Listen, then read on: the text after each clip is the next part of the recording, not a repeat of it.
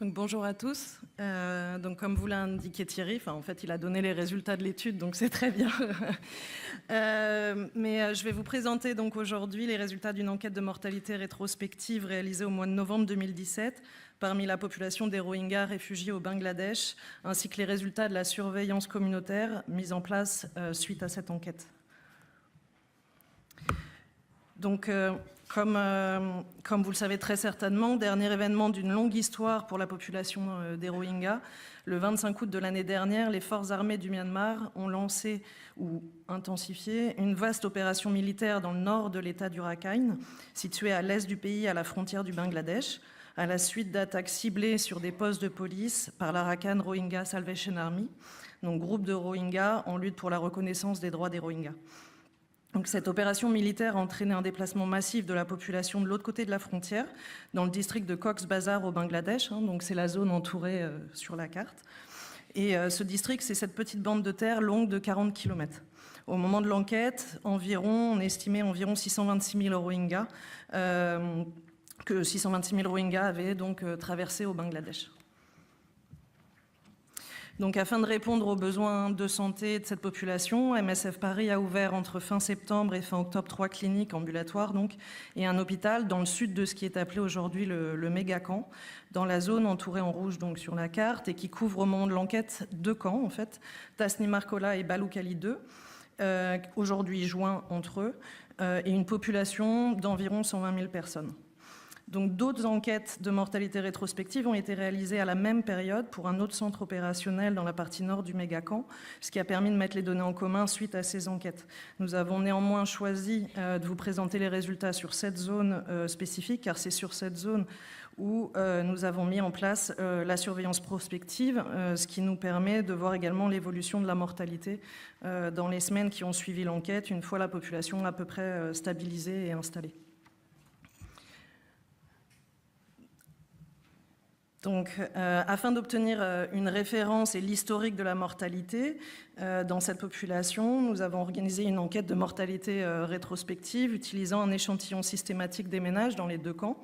Et la période de rappel débutait au 27 mai, ce qui permettait d'obtenir 2 périodes à peu près égales autour des événements, et donc avant les déplacements et après.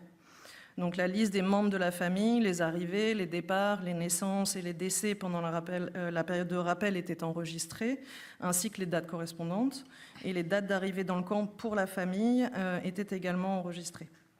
Pour les décès, les causes telles que rapportées par les familles étaient également enregistrées, donc soit des pathologies, soit des traumas intentionnels ou accidentels. Et pour les causes de décès par violence intentionnelle, celles-ci étaient spécifiées, donc soit tabassage, décès par mine antipersonnelle, par balle, pendant une détention, trachée coupée ou éventuellement inconnue. Pour la surveillance, donc cette surveillance prospective qui a été ensuite mise en place à partir donc, de mi-novembre, juste après l'enquête, celle-ci utilisait la même technique d'échantillon systématique, mais avec une période de rappel de 1 semaine. Et un quart des maisons était systématiquement inclus, avec une rotation de l'échantillonnage. Ainsi, sur 4 semaines, sur un cycle de 4 semaines, l'ensemble des ménages était visité une fois. Donc pour les résultats de l'enquête de mortalité rétrospective, donc un total de 1529 familles qui comprenaient 6799 personnes a été inclus dans l'enquête.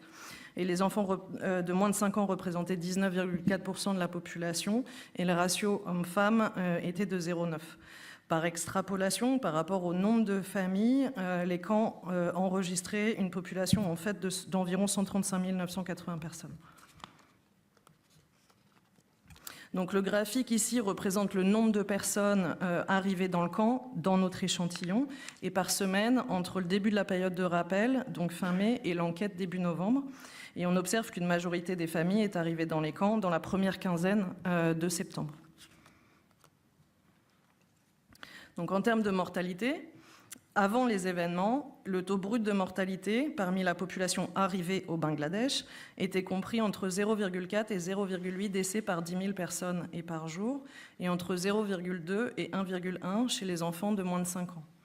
Donc après les événements, ces taux étaient passés à entre 4,1 et 5,2 pour le taux brut de mortalité, et entre 2,8 et 5,2 chez les moins de 5 ans. donc bien au-delà des seuils d'urgence communément utilisés. Ces seuils qui, pour mémoire, sont de 1 décès pour 10 000 personnes par jour pour le taux brut de mortalité et de 2 décès pour 10 000 personnes par jour pour le taux de mortalité infanto-juvénile, pour les seuils les plus souvent utilisés. Et si l'on prend les seuils pour l'Asie du Sud, ils sont de 0,4 décès pour 10 000 personnes par jour et 0,9 décès pour 10 000 personnes et par jour respectivement. Donc nous sommes donc intéressés aux lieux spécifiques des décès sur cette deuxième période et il s'est avéré que les familles ont rapporté que plus de 88% des décès dans leur famille avaient eu lieu au Myanmar ou dans le village d'origine ou durant le déplacement, plus de 70% ayant eu lieu dans le village d'origine au global.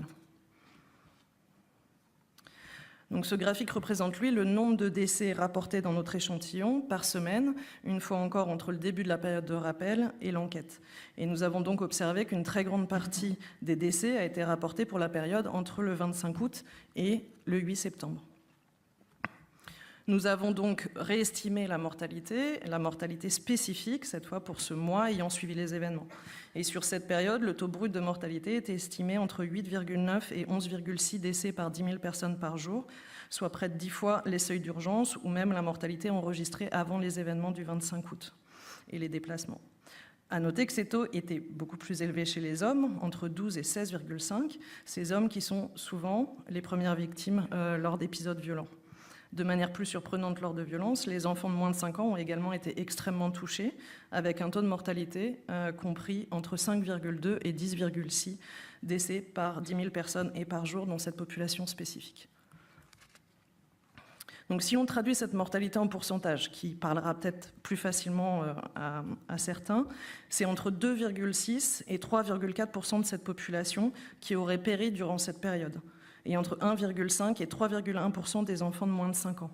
Pour vous donner un ordre de grandeur, il y a très peu de références pour les Rohingyas ou même pour l'État du Rakhine, mais la Banque mondiale estimait pour l'année 2016 et pour le Myanmar au niveau du pays une mortalité brute à 8,1 décès pour 1000 personnes pour l'année entière, ce qui correspondrait donc à une moyenne mensuelle, si on veut comparer des périodes identiques, en pourcentage de 0,07. On est donc, une fois encore, bien au-delà.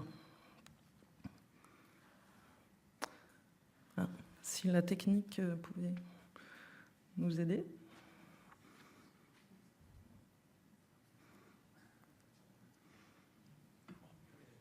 Non.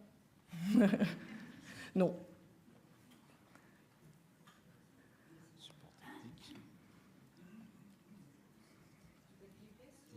Je ne peux pas cliquer.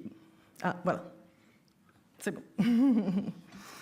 Donc, comme indiqué précédemment, nous avons enregistré les causes de décès.